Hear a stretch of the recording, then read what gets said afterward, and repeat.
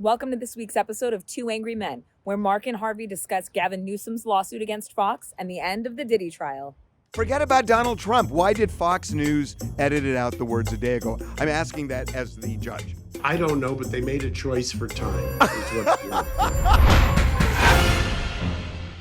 Welcome to the Two Angry Men podcast. Mark, I am obsessed with this lawsuit that Gavin Newsom just filed against Donald Trump. It is everything. It's got law. It's got intrigue. It's got betrayal. But it's amazing. It is. Can I tell you? I have it in front of me. I want to tell you all the specifics because we got to talk about this. Okay. I absolutely. And by the way, for those who, unfortunately, it's a very short number of or a small number of people. If you had seen the lead up to this, it was almost worth the price of admission. But let's talk about the lawsuit. We'll talk about the lawsuit. Okay. So, Gavin. First of all, for those who don't know, Gavin Newsom filed a lawsuit in Delaware for, guess how much, Harvey? For the exact amount that Dominion settled for. 700, I've got it here. I believe it's 787 million, which is and so it's a defamation lawsuit against Fox News Channel. So obviously I say this at my own peril because TMZ I was going to say you. Well, we're separate. We're separate from Fox News, but we are part of Fox. Nonetheless, the law is the law, and I want to go into this because it's fascinating. So it really is. So by the way, I don't know the lawyers involved. Do you know the lawyers? Because I looked today, and in neither one, there's two firms, and neither one I'm familiar with. Not to say I don't. I spoke to one of them briefly today. Which one? Michael. What is his last name? Oh, come on. Let me get into the lawsuit, please. This is what people. Okay, let's go. This is what people want to know. Okay, so Gavin Newsom had a phone call, a late night phone call with Donald Trump, early Eastern time on June 7th, and they talked. We believe. No, we know. Believe. No, we know, and I'll tell you why we know in a bit. But we know because there happens to be a phone record that Donald Trump produced to John Roberts of Fox News showing there was a June 7th call. Okay? Correct. So we know there is a June 7th call. But you're already kind of stepping on the lead. No. I got to explain this to make sense of it. So on June 7th, Gavin Newsom has a call with Donald Trump. Again, it's actually June 6th on the West Coast, but June 7th on the East Coast. So we'll use East Coast. During that call, according to Gavin Newsom, it was civil. Newsom wanted to bring up the protests against the immigration officials in L.A.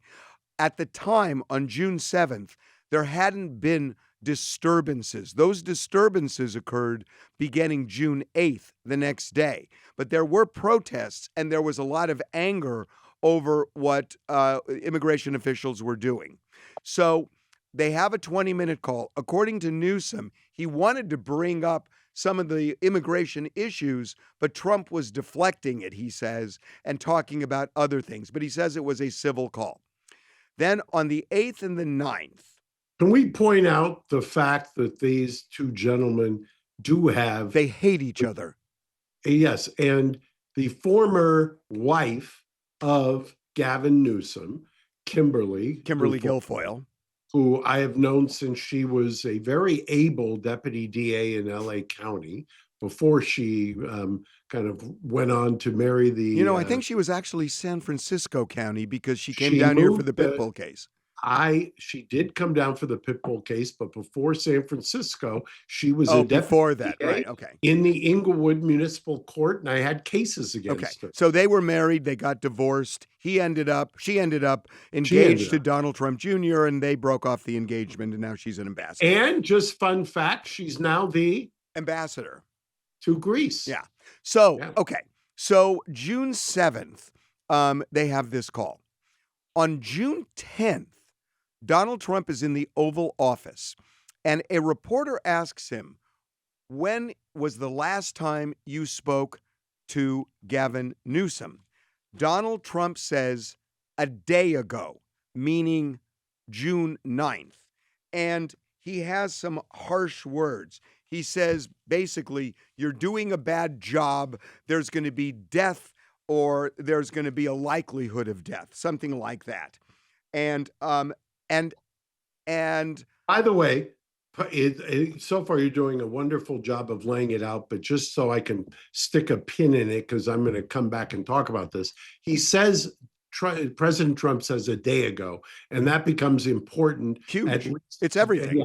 It's everything. Well, it is, but I'm going to give you a countervailing or contrasting point at a certain point. Okay. Right? Let's go on. So Trump says this, and Newsom is enraged and says Donald Trump is a bold-faced liar, that they never had that discussion a day ago, nor did Donald Trump say you're doing a bad job, the city, there's going to be death in the city. None of that ever happened. They did not have that conversation. Donald Trump is a liar. So then Donald Trump gives John Roberts of Fox News a call log showing that there was a phone call.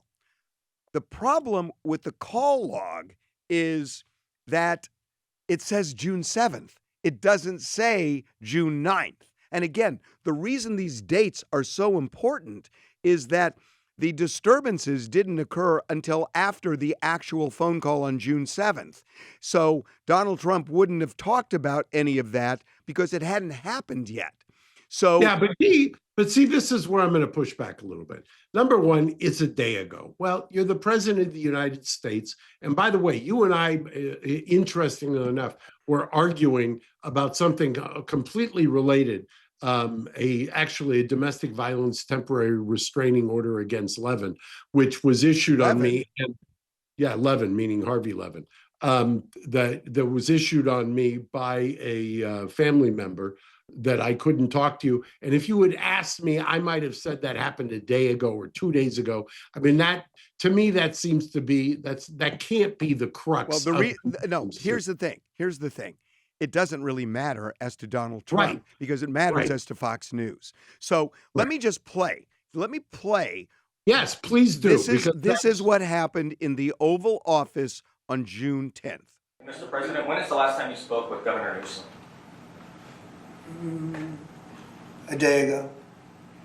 Called him up to tell him, got to do a better job. He's doing a bad job, causing a lot of death and a lot of potential death. If we didn't send out the National Guard, and last time we gave him a little additional help, you would have, Los Angeles would be burning right now. Los Angeles would be not a lot different than what you saw take place in California and Los Angeles just a little while ago. Okay, so. By the way, what do you think he's referring to there? He's referring to the disturbances because they had happened by June 10th. They didn't happen on June 7th. He said a little while ago. I think he's referring to looting during the fires. But none of that started until June 8th. See, that's according to the law. From the fires. No. Well, okay, whatever. The fact is, well, you say whatever, no, but I think I don't think it matters, and I'll tell you why in a minute. But I don't think. By the way, this is a guy who has sued Fox News. So okay, but the reason it doesn't matter is Donald Trump's not being sued here, Mark. Okay? I understand. Okay. I understand. So here's the deal. So Donald Trump then gives John Roberts this document, and let's put the document. Well, he does it because don't skip over one thing. Newsom comes out after that and basically calls him out. He calls him a liar. He says, Donald Trump's a liar. This never happened. I never had that phone call. We never talked about that. Now, let me show you this document. This is the document that was produced. And it says right there in bold letters, if you're looking at this on YouTube, June 7th, 2025. So clear as day, the document that Donald Trump produced was not the day before the Oval Office meeting, June 10th. It was June 7th, 3 days before that. It matters. So anyway, that's the document. Then Jesse Waters, who is the host of one of the Fox News shows, does a piece on all of this, and this piece is the basis of the lawsuit. Here's what Jesse Waters said. Gavin's giving folks room to riot just like tampon. Same thing happened in the summer of love. Democrat governors let violence fester until finally Trump restored order. Trump's not waiting around this time. He says if it wasn't for him, LA would be up in smoke.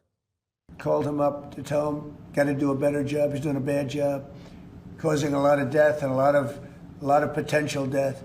If we didn't send out the National Guard, and last time we gave him a little additional help, you would have, Los Angeles would be burning right now. The radical left, it's usually radical left, and it's usually governors that are Democrat, and they don't want to call them in. They don't want to save lives. They don't want to save property. They don't want to call them in. I don't know what it is.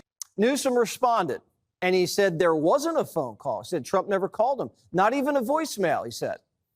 But John Roberts got Trump's call logs, and it shows Trump called him late Friday night, and they talked for 16 minutes. Why would Newsom lie and claim Trump never called him? Why would he do that? Gavin could have called up the Guard Friday night and could have stopped the violence and saved millions of dollars in damages.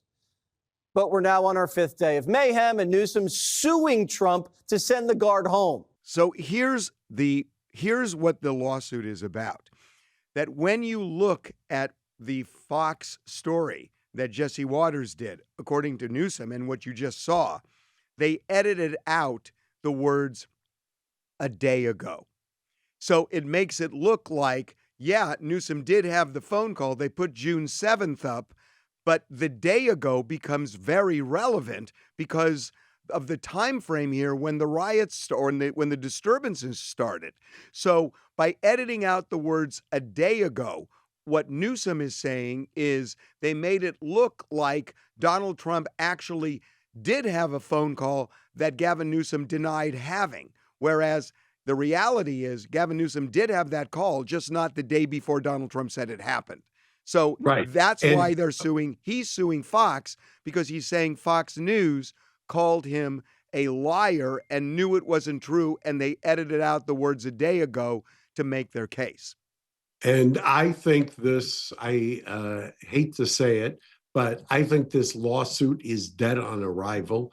I don't think it gets past whatever the version that Delaware has of an anti-SLAPP, and I believe they do.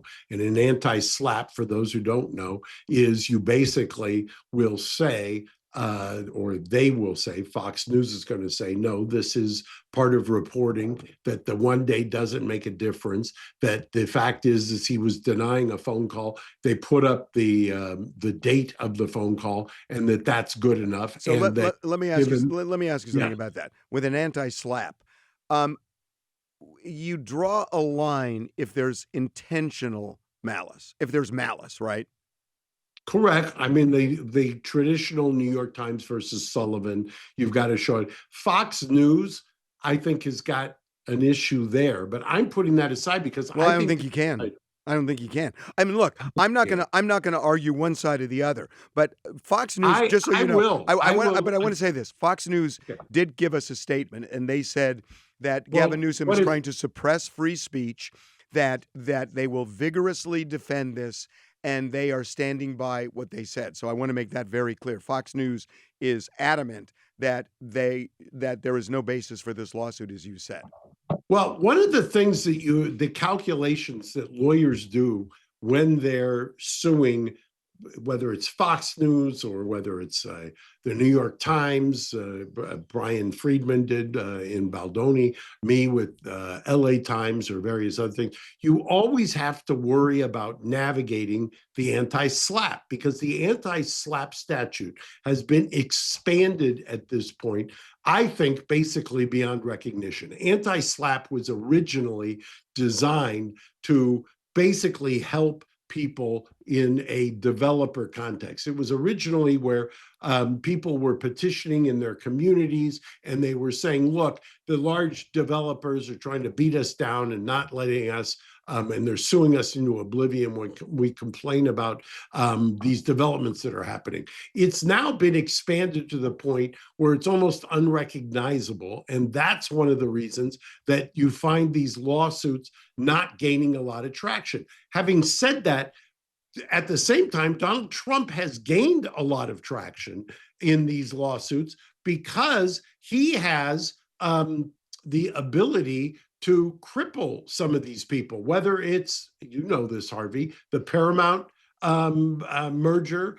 I've got a case right now with Chris LaCivita where we're suing the Daily Beast, and the Daily Beast, I think, crossed the line, and I'm sure they will attempt to go down the road of an anti-SLAPP. But the anti-SLAPP, I think, needs to, as most things in the law, the pendulum needs to swing back. Okay. I'm not so sure that in this case, that Gavin Newsom is going to get past an anti-SLAPP. So let me just say that Donald Trump has made claims, and against ABC, he got, I believe, $16 million.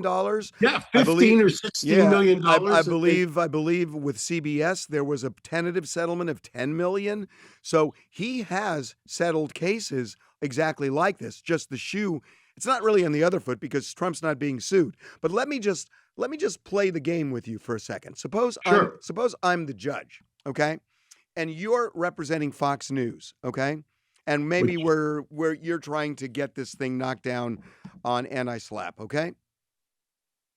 So, counselor, you know that if this were intentional, to falsely accuse somebody of lying knowing that he wasn't a liar, if it wasn't intentional, how do you explain that 3 key words were consciously edited out of the tape the other day? Let me tell you how. How? What they normally do is you have to make, it's a news organization that is reporting on news events. They have put up the call record. The call record was not monkeyed with. It has the date. It's got the time. In fact, it's even got a previous call on the call record. And number 2, the bigger problem, the problem that they've got is that it really doesn't matter at the end of the day whether it was 1 day or 2 days. By the way, he's the president of the United States. He's not sitting there doing a cognition test on whether he talked to them. Well, they get into his cognition. Counselor, they get into Donald Trump's cognitive abilities by saying maybe he didn't remember days. But what Gavin Newsom says is they never had a discussion of doing a bad job. I know you're saying it's about the fire. Gavin Newsom says that wasn't said, but hold on. I think clearly a logical interpretation, a circumstantial interpretation, is that he's talking about, I had to already fly out to LA once before. He had that famous press conference where he was sitting next to Karen Bass, where he was talking about the fact that LA had not been equipped at the time, and he's saying, I've already come and cleaned up one mess before, and now I have to come and clean up another mess. Really? In LA. Okay, Counselor, let's play that Donald Trump soundbite again, and I want to ask you a question about it, if that's your position, that he's talking about the fires. Mr. President, when is the last time you spoke with Governor Newsom? A day ago. Called him up to tell him, got to do a better job. He's doing a bad job, causing a lot of death and a lot of potential death. If we didn't send out the National Guard, and last night we gave him a little additional help, you would have, Los Angeles would be burning right now. Los Angeles would be not a lot different than what you saw take place in California and Los Angeles just a little while ago. Counselor. He is not talking about the fires. He is talking about calling the National Guard out for the disturbances on the streets of Los Angeles, and you know that. I do not know that. What is he talking about when he says the National Guard? He's doing this the day after there were disturbances. I'm telling you, do you remember when we had the argument before where you were arguing that it Which? was gonna, yes, I was going to say, where you were arguing that it was the end of the nation as we know it, and he was going to create a civil rights war or a civil war. And I was telling you, calm down, it's not going to happen. I think clearly he's referring to a time period when he came out there before, and he famously did the press conference, and he was saying we're going to clear this up. We're going to send out, he said, and a little bit more. What the little bit more was that I'm sure he was referring to was the Army Corps of Engineers. He said National Guard, Counselor. He said National Guard. A little bit more. So what is the little bit more? It was the Army Corps of Oh my National. God. Are you really going to die on that hill that you think he's I talking don't know about the that it's a January die on that fires? hill, but I don't think he's talking about the disturbances Oh, at that please. point. It was the day after the disturbances. That's why people were talking to him in the Oval Office, Mark. If you take a look at that, it's susceptible of two interpretations. No, it's not. And if it's susceptible to two interpretations, by the way, it's never going to get to that point because Gavin Newsom's. But it's not about Donald Trump. That's the point. It's about. Right. So I'm going to make a little friendly. I'm going to get back to my question. Why were the words the day before, a day ago? Why were the words a day ago edited out? And I will answer that with a question. Why did he say and a little bit more? What was the little bit more? No, he said a day ago. He said a day. The last time when it would have burned, and he said the word burned, and he said a little bit more. A little bit more what? That was the Army Corps of Engineers who were doing. Why were the words a day? Why were the words a day ago? A day ago, because he's, as president of the United States, I would assume, by the way. Forget about Donald Trump. Why did Fox News edit out the words a day ago? I'm asking that as the judge. Oh, as the judge, I don't know, but they made a choice for time. They can't play the entire thing because they've got time limits. So that half second. They wanted it to be punchier, but if they were trying to mislead, why would they put up the call record? Because I can answer it. Well, why? Well, I'm the judge here, so should I? Well, you're not going to answer it. Here's what I'll posit, Counselor. So it would seem that if they take the words a day ago out, it all gets conflated, and June 7th is up there, and all it shows for everybody looking is that, there must have been a phone call. Donald Trump showing a phone call, so Gavin Newsom must be lying. Well, look, if it says a day ago and I find a record, if I'm telling you, Harvey, I talked to you 3 times this week. It didn't say a day ago. They edited that part out. Okay. And if it says June 7th and they're broadcasting on what day was that aired? What day was Jesse Waters? June 10th or 11th. I think 10th. No harm, no foul. That's not going to, in my opinion, this lawsuit is dead on arrival. Because it's immaterial whether he says a day ago, and it's just as likely that he's referring to the previous time that he had to come out to California and deal with the fact that the authorities had basically been ill-equipped to deal with the fires. Can you actually pretend to be Gavin Newsom's lawyer for a second? Yes, I could do that. Okay. If I'm Gavin Newsom's lawyer, I'm going to say. No. I'm going to ask you. I'm going to ask you a question. Yes. So, Counselor, with all due respect, the words politician and liar are often synonymous with a large number of people in the voting public. So, what exactly are his damages?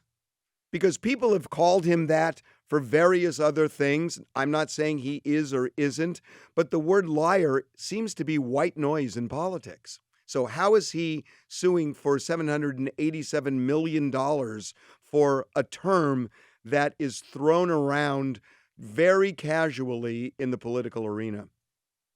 Well, you would be arguing that this is core political speech, and that you would be suggesting that my $787 million prayer for damages has some basis in reality, as opposed to the fact that it was all theatrics, and that's why I filed. You can't even hypothetically take Newsom's side.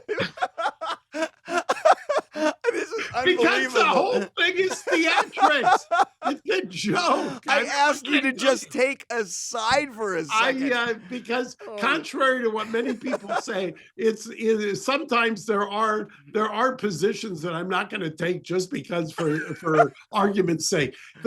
All you need to know is he's asking for 787 million. Is it funny? Yes, it's funny. Is it theatrics and political? Yes. Is calling somebody a liar in politics core political speech? That's what I'm saying. Abso-freaking-lutely. So that's why this case is never going to get anywhere. Well, and it's not just that. It's that word liar is like a pronoun. I mean, it just goes over your head. I mean, who isn't called a liar in politics? Every newspaper in America, or virtually everyone of record, they've got a fact checker. They talk about how many lies this politician or that politician tells. Right. And to your point, and this is where we agree, I just doesn't move the needle. And I will stick with the fact that it's theatrics. Okay. So look, we are doing this right at the close of closing arguments in Diddy. And I know you can't talk about Diddy. Am I allowed to just say something about it? Just because how do we not? Yeah, well, before, when I was referencing the DVTROL, Yep. and you acted like you didn't know what that meant. Yep. DVTRO is a domestic violence temporary restraining order. In this case, the L is for Levin.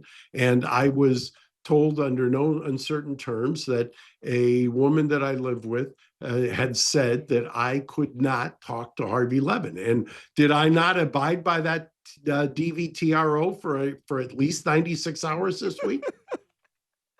The woman that you lived with, not live with.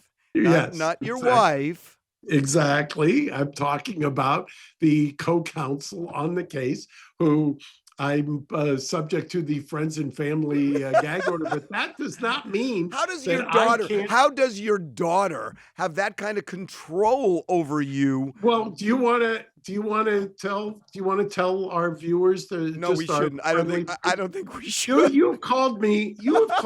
Okay, I don't want. Okay, hold on. Let's. Yeah. No, this is just gonna. This is gonna open a whole can of worms. Let's not do that, Why? please. Why? You're not going to say what you've been calling me this week? The name, the pejorative.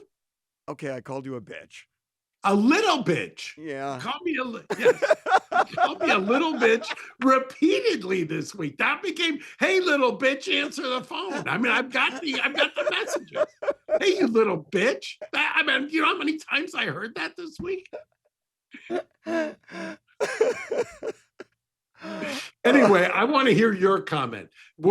As we are recording this, the case is all over but the shouting. Right. And it's in the jury's hands. And Not yet. It'll be on the jury's hands Monday.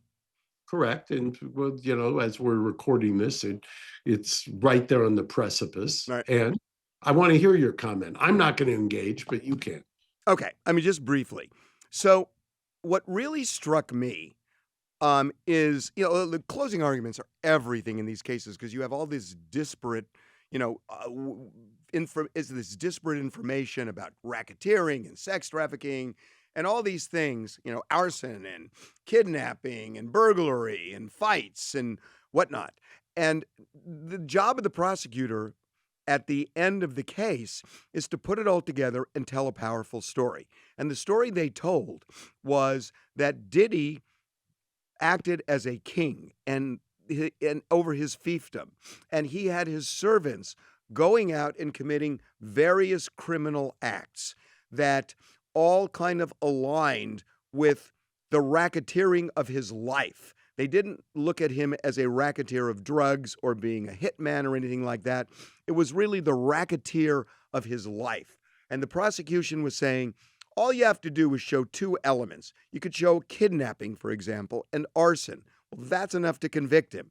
You could show a burglary and hold an extortion. That would be enough. So on the racketeering, that's what they argued. What I found interesting was when they argued sex trafficking having to show consent. And they're saying that Cassie and Jane, the two alleged victims, never consented to all of it. And all you have to do is find one example where they didn't. And they gave various examples. But what I found interesting was that they were saying that Diddy created a lifestyle where he was paying their rent, paying certain expenses, doing things for them, and then threatening to yank all of it if they didn't engage in these freak-offs. So that was their position. Mark Agnifilo, on the defense side, took that same set of facts, and he became a one-man show. We're doing this on Friday, and he did it today. And it was a real one-man show. And Mark Agnifilo started by looking at this jury and saying that you could be next. This is bedroom police. They are going into your bedroom and they are trying to charge you with crimes about what happens behind closed doors. And this has been a case where they have ballyhooed baby oil and Astroglide in front of this jury, in front of you. And Astroglide and baby oil have nothing to do with putting people in prison, yet they've been talking about it over and over and over again. They have gone into Diddy's bedroom, and they have taken two women who had relationships with him, including Cassie, who had an 11-year relationship with him, who repeatedly texted him how she loved freak-offs. And in terms of taking rent money and everything else, well, it's part of the game. It's transactional. That, yeah, they took it gladly and they knew the game and that they willingly participated as part of that game. What I really found bold on Agnifilo's part was that he said that, well, Cassie's the winner in this and Diddy's the loser because she got $30 million in settlements after going to a civil lawyer and Diddy's in jail. So welcome to modern day love, folks, because that's the way it works these days. So I think he was really trying to create cynicism. And the final thing I found interesting was I interviewed Mark Agnifilo 7 months ago for one of our Tubi documentaries. And Mark Agnifilo gave this exact same speech to me that he gave to the jury 7 months ago. So none of that was altered by the case. And he did the whole bedroom police. He did the lube and and the baby oil and all of that. He made the same argument and he did it fiercely. But I just found it so interesting that he was unwavering for the entire 7 months. And what I will tell you is by this time next week, it will be the 4th of July. And I'm predicting that we will have a verdict before then. Really? Yeah, we will have I think that normally my rule is Friday on cases like this, Fridays at 3:00. I think because Friday is a holiday, you'll see Thursday at some time is the over and under time. They go past that, I'll comment. And I have so much to say, Harvey, I can't even tell you. I will unburden. I will tell you what has been next week at this time. And by the way, he will not tell me even privately what he's so scared of his daughter. What did you call me? What was the name? You're a bitch. Okay, little bitch. You called me. Yes. Thank you, Harvey. I will see you. Wait a minute. I got to ask you one other question. Yes. You say a verdict. There is a chance of a hung jury, right? I will look, by the way, I always explain this in voir dire to jurors. There are three options. It's guilty, not guilty, and a hung jury. All are valid. There's nothing that says you must come to a verdict. The only thing you must do as a juror is you must consider the evidence. You must not look at the clock and say, I don't want to come back here, so I'm going to change my mind. You've got to make your decision. You have to listen to the other jurors. But if you're convinced, the beauty of the system, the beauty of the jury trial, you want to talk about democracy, the only thing that stands between us and tyranny is the jury system. And the jury system works when there is a hung jury, just as much as a guilt or a not guilty. So if the jury comes back Thursday afternoon and says, just theoretically, says we're hopelessly deadlocked, does this judge say, okay, Or does the judge read through it and say, I know the way juries work. They want that 3-day weekend unburdened. So, no, I'm not going to accept that. Come back on Monday and keep deliberating. There's a whole spectrum of things judges can do. Some judges will do what's called an Allen charge, the dynamite charge. It's illegal in the state courts in California, meaning it's unconstitutional. But in federal court, it survives. I have been in federal jury trials where jurors have said, I can think famously of one with George Howard in Arkansas, where he would not give a Allen charge because he did not believe that he thought it was coercive. And a lot of times judges will ask, what is the split? How many votes? I've even had cases in California where rather than give an Allen charge because that's unconstitutional, where a jury has been hung. I remember one case in particular where the judge said, asked the jurors, would you like to have the lawyers re-argue for 20 minutes? And we re-argued. And the jurors were still hung after that. So the judge has got quite an arsenal to pick from, depending on how many votes, how deadlocked it is, and whether it's a genuine split. You know what? You know what we should do next week if it's over? I think your daughter should come on Two Angry Men podcast. Wow, Two Angry Men. Well, was she on? She was on. No, she was on. Yes. She was on before the gag order. But we should bring your daughter on. And I want to just find out, how does she have such unbelievable control over her father? I will see you next week. See you next week. Bye.